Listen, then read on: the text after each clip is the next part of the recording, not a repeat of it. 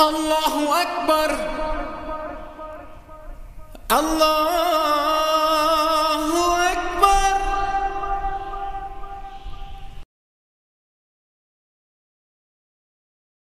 बिस्मिल्लाहिर्रहमानिर्रहीम। कोरोना से बचाव के लिए कुछ तदाबीर तो मैं पहले बयान कर चुका हूँ। चंद बातें और भी अर्ज़ करना चाहता हूँ।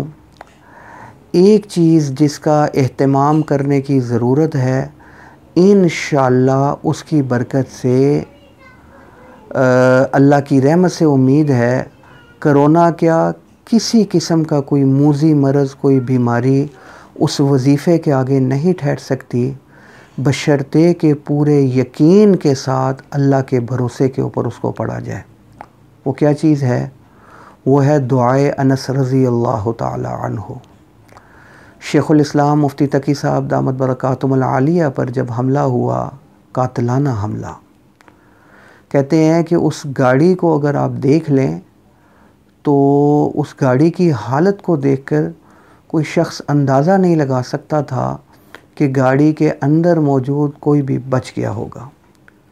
लेकिन इनके किसी करीबी अज़ीज़ ने मुझे बताया कि जिस वक़्त फायरिंग हो रही थी तो शेख साहब अपनी अहलिया से पूछने लगे, तुमने दुआए अनस पढ़ी है? उसने कहा हाँ मैं पढ़ कर आई हूँ।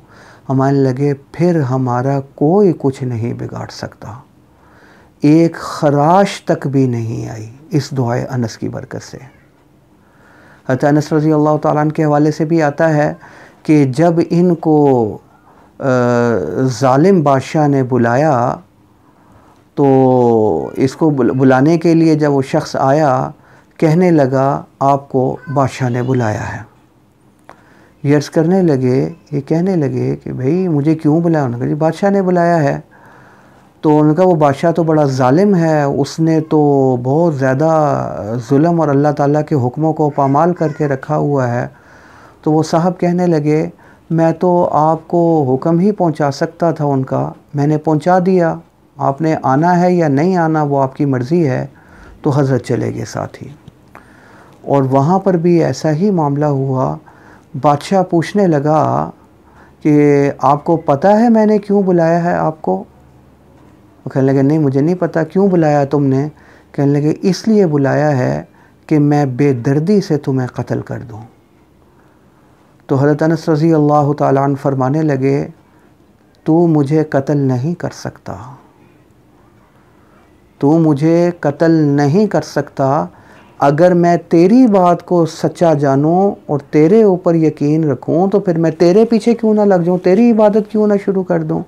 मैं तो तुझे सही नहीं समझता, मैं तो अल्लाह की इबादत करता हूँ, हुजूर सल्लल्लाहु अलैहि वसल्लम की बातों को सच्चा जानता हूँ। और हुजूर ने ये फ़रमाया जो शख्स ये दुआ पढ़ ले सुबह के वक्त, कोई तकलीफ़, कोई अज़ियत, कोई ख़तरा उसको लाहिक नहीं हो सकता, कोई मूज़ी जो है जानलेवा हमला उसके ऊपर ऐसा नहीं हो सकता। तो ये मैं मफ़हूम अर्ज़ कर रहा हूँ, तो वो तो मैं पढ़ कर आया हूँ और हुजूर सल्लल्लाहु अलैहि वसल्लम वाली बात गलत नहीं हो सकती। उन्होंने कहा इनको छोड़ दो, इनसे छोड़ दिया गया। तो बाद में दरबारी कहने लगे कि आपने उसको छोड़ दिया और पहले तो आप इतना उसके पीछे लगे हुए थे, अब जब वो पकड़ा गया तो आपने उसको छोड़ दिया। कहने लगे तुम्हें नहीं पता उसके दोनों कंधों पर शेर बैठे हुए थे जो मुझ पर ऐसे लग रहा था कि वो हमला करने की कोशिश कर रहे हैं, इसलिए मैंने छोड़ दिया। यह है दुआए अनस। और जब इंतकाल होने लगा तो ये दुआ हज़रत अनस रज़ी अल्लाह ताला अन्हु ने अपने बेटे को भी सिखलाई है। लिहाजा अगर पूरे वसूक और यकीन के साथ इसको पढ़ा जाए तो इंशाअल्लाह अल्लाह की रहमत से उम्मीद है कोई बीमारी, कोई ईज़ा, कोई तकलीफ़ नहीं पहुंच सकती। इसका एहतमाम करना चाहिए। एक चीज़ और भी अर्ज़ कर दूं, या सलाम का विर्द बहुत ज़्यादा करें। चलते फिरते खुला वजीफ़ा या सलाम, ए सलामती देने वाले सलामती दे दे, ए सलामती देने वाले सलामती दे दे। ये वजीफ़ा कसरत से आप पढ़ें। इंशाअल्लाह इन वज़ाइफ की बरकत से अल्लाह ताला आफ़ियत वाला मामला फ़रमाएंगे। बादशाह का नाम मैंने आपके सामने अर्ज़ नहीं किया था, अब अर्ज़ कर देता हूँ। वो बादशाह था हज्जाज इब्न यूसुफ़। कैसा ज़ालिम था, कितने ज़्यादा मज़लूमों को उसने बेदर्दी के साथ शहीद किया था, लेकिन हज़रत अनस रज़ी अल्लाह ताला अन्हु पर उस दुआ की बरकत से वो इनको शहीद नहीं कर सका, इनको कोई तकलीफ़ नहीं पहुंचा सका। अल्लाह हम सबको इनके ही सुनी बातों पर अमल करने की तौफ़ीक़ अता फ़रमा दे।